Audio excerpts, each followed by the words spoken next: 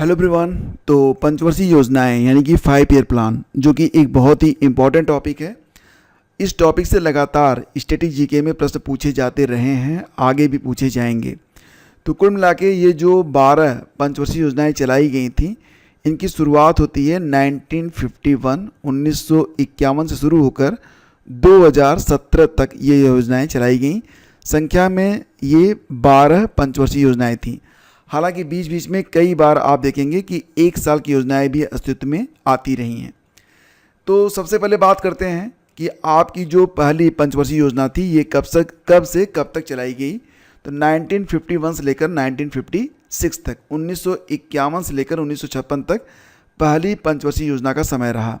यह योजना Harold Domar model पर आधारित, ठीक है। दूसरी पंचवर्षीय योजना दोस्तों, ये पहली पंचवर्षीय योजना के जस्ट बाद स्टार्ट होती है, यानी कि 1956 से शुरू होकर 1961 तक चलती है। महालनोबिस मॉडल पर आधारित है। एग्ज़ाम में कई बार ये जो 4 मॉडल आपको सामने दिए गए हैं, यहीं से प्रश्न पूछ लिया जाता है। हैरोल्ड डोमर मॉडल पहली पंचवर्षीय योजना, महालनोबिस मॉडल दूसरी पंचवर्षीय योजना, एस चक्रवर्ती मॉडल तीसरी पंचवर्षीय योजना और गाडगिल योजना चौथी पंचवर्षीय योजना, ठीक है। ये याद रखना, ये क्रम बहुत ज़रूरी है। तो आप यहाँ पर देखेंगे जो तीसरी पंचवर्षीय योजना है, ये ठीक दूसरी पंचवर्षीय योजना के बाद 1961 में स्टार्ट हुई और 1966 तक चली। लेकिन दोस्तों ये जो तीसरी पंचवर्षीय योजना थी ये असफल हो गई, जिसके कारण सरकार ने 3 वार्षिक योजनाएं पेश की। और इस समय को यानी कि बात करें तो 1966 से लेकर 67 टू 68 एंड 68 टू 69, ये जो 3 साल रहे हैं, इन 3 साल में 3 वार्षिक योजनाएं चलाई गईं और इनको कहा गया योजना अवकाश का समय, ठीक है। यानी कि इस समय कोई भी पंचवर्षीय योजना नहीं थी। कारण क्या था? तीसरी जो पंचवर्षीय योजना थी, इसके फेल होने का मुख्य कारण था 1965 का जो वार था, ठीक है। इसके बाद जो चौथी पंचवर्षीय योजना थी ये 1969 में स्टार्ट की गई और 1974 तक ये चली, 1969 से लेकर 1974 तक। तो ये चौथी पंचवर्षीय योजना थी जो कि गाडगिल योजना पर आधारित थी। इसके बाद दोस्तों जो 5वीं पंचवर्षीय योजना आई, याद रखिएगा हर जो यहाँ पर जितनी भी पंचवर्षीय योजनाएं थी सभी 5-5 साल की हैं, लेकिन जो 5वीं वाली है वो 4 साल चली थी, ठीक है। तो ये 1974 में शुरू होती है और 1978 में ही इसे जो है ना रोक दिया जाता है, क्योंकि सरकार जो है बदल गई थी। मोरारजी देसाई की सरकार आ गई थी, प्रधानमंत्री बन गए थे मोरारजी देसाई, और उन्होंने 5वीं पंचवर्षीय योजना को 4 साल में ही ख़त्म कर दिया। और इसके बाद 1978, 1979 और 1980 यानी कि 2 साल तक उन्होंने अनवरत योजना को अंजाम दिया। और ये जो अनवरत योजना है इसे रोलिंग प्लान के नाम से जाना जाता है। ये आप याद रखना, रोलिंग प्लान कब से कब तक था? 1978 से लेकर 1980 तक। इसके बाद फ्रेंड्स छठी पंचवर्षीय योजना अस्तित्व में आती है, यानी कि 1980 से लेकर 1985 तक छठी पंचवर्षीय योजना थी। और इसके बाद 1985 से लेकर 1990 तक 7वीं पंचवर्षीय योजना थी। लेकिन आपको पता ही है कि 1990, 1991 और 1992 में भारत में फिर से राजनीतिक अस्थिरता का दौर आ गया था, ठीक है। और यहाँ पर 1990, 91 और 91-92 तक फिर 2 वार्षिक योजनाएं अस्तित्व में आईं, ठीक है। इसके बाद जो 8वीं पंचवर्षीय योजना थी ये शुरू होती है 1992 से लेकर 1997 तक चलती है। और इसके बाद फिर योजना में कोई भी ब्रेक बीच में नहीं आया, कोई भी वार्षिक योजना अस्तित्व में नहीं आई। तो आप जोड़ के अब आप लिख सकते हैं 1992 से 97 तक 8वीं योजना हो गई। इसके बाद 97 से लेकर 2002 तक 9वीं हो गई पंचवर्षीय योजना। 2002 से लेकर 5 जोड़ेंगे 2007 तक 10वीं पंचवर्षीय योजना। 2007 से लेकर 2012 तक 11वीं पंचवर्षीय योजना। और लास्ट वाली है 2012 से लेकर 2017 तक, ठीक है ना। तो यहीं से आपको एग्ज़ाम में ना बहुत सारे प्रश्न देखने को मिल जाएंगे, ठीक है। लेकिन डिटेल में एक बार आप इसे समझ लेंगे तो फिर आपको भूलेगा भी नहीं और काफ़ी इंटरेस्टिंग है, ठीक है। तो चलिए देखो 1951 से लेकर 2017 तक भारतीय अर्थव्यवस्था का मॉडल पंचवर्षीय योजनाओं की अवधारणा पर आधारित था। पंचवर्षीय योजनाओं को तैयार करने, कार्यान्वित करने तथा विनियमित करने का कार्य कौन करता था? योजना आयोग करता था। ये ध्यान रखिएगा, ठीक है। योजना आयोग करता था। एक तरीके से जो पंचवर्षीय योजनाएं अस्तित्व में आती थी तो पहले उन्हें योजना आयोग ही पास करता था, उसके बाद ये अस्तित्व में आती थी। 1 जनवरी 2015 से योजना आयोग समाप्त कर दिया गया और योजना आयोग की जगह अब नीति आयोग अस्तित्व में आ चुका है। नीति आयोग के बारे में आपको सब कुछ पता है। पहले तो ये याद रखिएगा कि योजना आयोग की स्थापना 15 मार्च 1950 को की गई थी और अब जो नीति आयोग है उसके भी अध्यक्ष और योजना आयोग के भी अध्यक्ष प्रधानमंत्री ही हुआ करते थे, ठीक है। प्रेजेंट टाइम में नीति आयोग के जो अध्यक्ष हैं प्रधानमंत्री ही रहेंगे और उपाध्यक्ष और सीईओ का नाम ये आपको बताना है, ठीक है। अब बात करते हैं पहली पंचवर्षीय योजना के बारे में, जो कि शुरू होती है 1951 में और समाप्त हुई थी 1956 में। हेरोल्ड डोमर मॉडल पर यह आधारित थी। तो पहली पंचवर्षीय योजना किस मॉडल पर आधारित थी? हेरोल्ड डोमर मॉडल पर आधारित थी। Harold Domar model. भारत के प्रथम प्रधानमंत्री पंडित जवाहरलाल नेहरू द्वारा संसद में इस योजना को प्रस्तुत किया गया था। फोकस था कृषि क्षेत्र और लक्षित वृद्धि दर कितनी थी? 2.1% ओनली। हमने उम्मीद की थी कि इसमें हमें जो लक्षित वृद्धि दर है वो 2.1% हासिल करना है, लेकिन प्राप्त हुआ था 3.6%। यानी कि जो पहली पंचवर्षीय योजना थी ये पूर्णतया लाभदायक थी और सफल रही। प्रथम पंचवर्षीय योजना के अंतर्गत सामुदायिक विकास कार्यक्रम की शुरुआत हुई 1952 में। कई बार ये प्रश्न एग्जाम में आया है। सामुदायिक विकास कार्यक्रम कब शुरू हुआ था? 1952 में। बहुत बार आया, बहुत बार लोग गलत करते हैं, आप गलत मत करना। राष्ट्रीय प्रसारण सेवा योजना शुरू की गई। सिंचाई परियोजनाएं अस्तित्व में लाई गई, जिसके अंतर्गत भाखड़ा नांगल बांध, ब्यास परियोजना, दामोदर नदी घाटी परियोजना आदि शुरू हुई। इसके बाद दोस्तों आता है आपका दूसरी पंचवर्षीय योजना 1956 में शुरू होती है, चलती है 1961 तक और यह महालनोबिस मॉडल पर आधारित थी। तो प्राथमिकता दी गई भारी उद्योग और खनिज को। तो ध्यान दीजिएगा, जो पहली पंचवर्षीय योजना थी यह कृषि को लक्ष्य बनाई थी, लेकिन जो दूसरी पंचवर्षीय योजना थी इसमें हमने टारगेट किया था भारी उद्योग और खनिज को।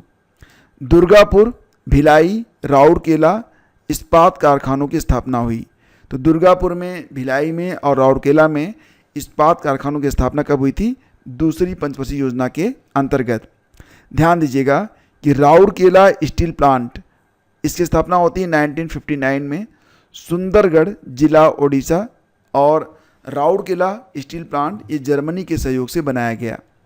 भिलाई इस्पात संयंत्र भी बना था 1959 में ही, दुर्ग जिला छत्तीसगढ़ में, और इसे रूस के सहयोग से बनाया गया। जबकि दुर्गापुर स्टील प्लांट ये 1962 में बना था। कहाँ पर? पश्चिम बंगाल में।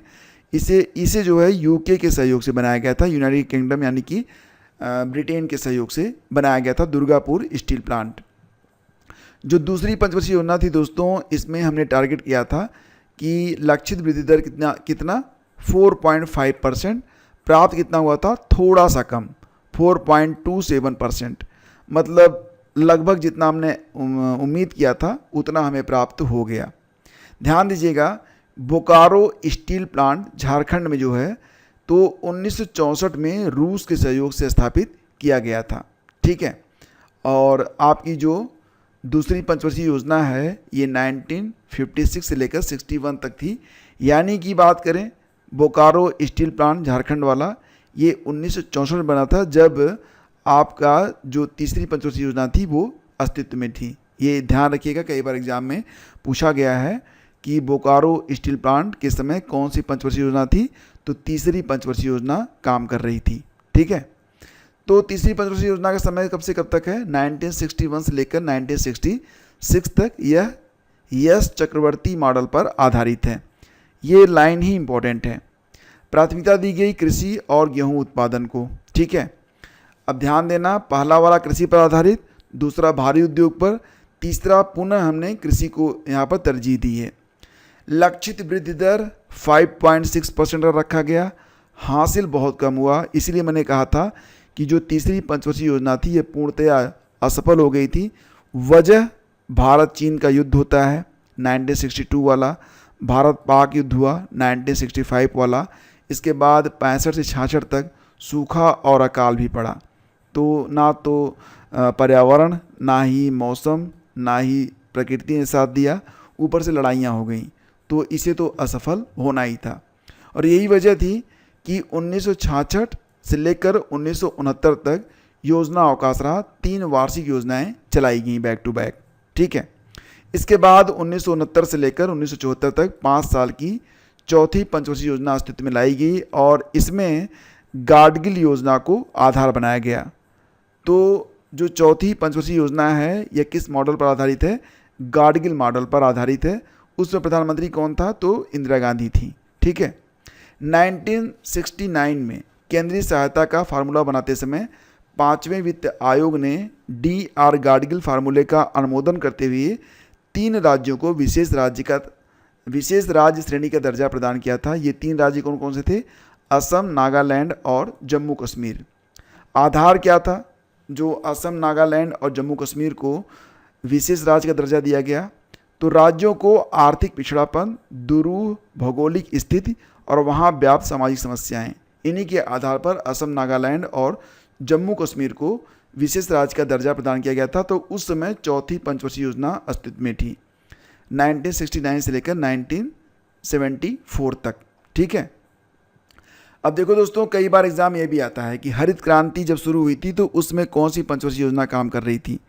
तो हरित क्रांति ये 1966-1967 में स्टार्ट हुई थी और आपको पता है कि ये वो समय था जब आपकी जो तीसरी पंचवर्षीय योजना थी ये समाप्त हो चुकी थी और चौथी वाली स्टार्ट नहीं हुई थी। तो इसे जो है ना प्रायः कहा जाता है कि समय था तीसरी पंचवर्षीय योजना का। ठीक है, इसको आप याद रखिएगा। 1969 में 14 बैंकों का राष्ट्रीयकरण भी किया गया था, यानी कि जब चौथी पंचवर्षीय योजना स्टार्ट हुई थी तो उसी साल ये चौथी पंचवर्षीय योजना 1969 में स्टार्ट होती है, उसी साल 14 बैंकों का राष्ट्रीयकरण कर दिया गया था। चौथी पंचवर्षीय योजना में जो लक्षित वृद्धि दर है 5.6% का था, प्राप्ति कम हुई, 3.6% की प्राप्ति हुई।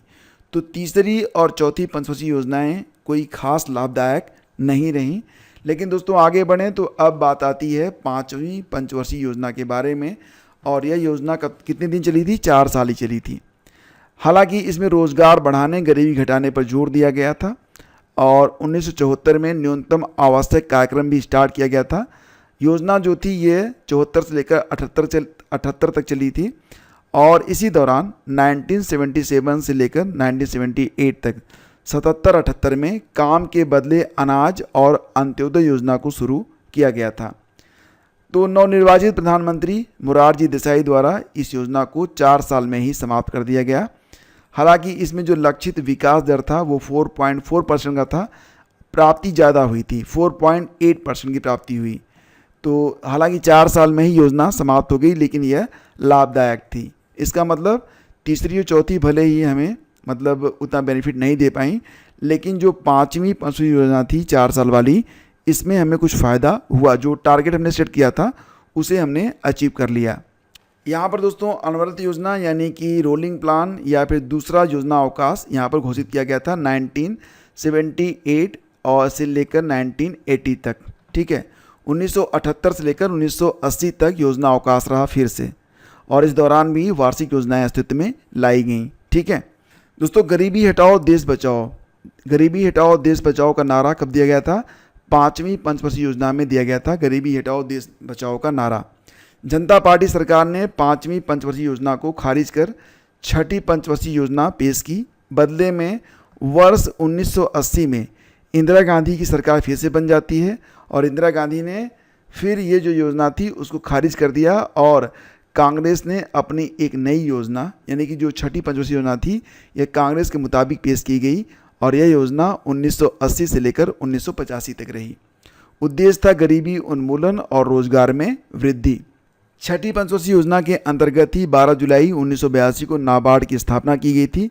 शिवरामन समिति की संस्तुति के बाद लक्षित विकास दर रहा 5.27%, प्राप्त होता है 5.7%, यानी कि जो 6ठी पंचवर्षीय योजना थी यह फ़ायदे में रही। जो टारगेट हमने सेट किया था उसको हमने अचीव किया। दोस्तों बात करते हैं 7वीं पंचवर्षीय योजना के बारे में। ये चली 1985 से लेकर 1990 तक। यह समय था प्रधानमंत्री राजीव गांधी का। प्रधानमंत्री थे राजीव गांधी। उद्देश्य था उत्पादकता, रोजगार, समता, न्याय आधारित सामाजिक व्यवस्था, तकनीकी विकास को आधार बनाया गया। लक्षित वृद्धि दर 5%, प्राप्ति कितनी थी? ज़्यादा हुई थी, 6.01% की प्राप्ति होती है। तो इस तरीके से जो 7वीं पंचवर्षीय योजना थी ये पूर्णतया सफल रही थी।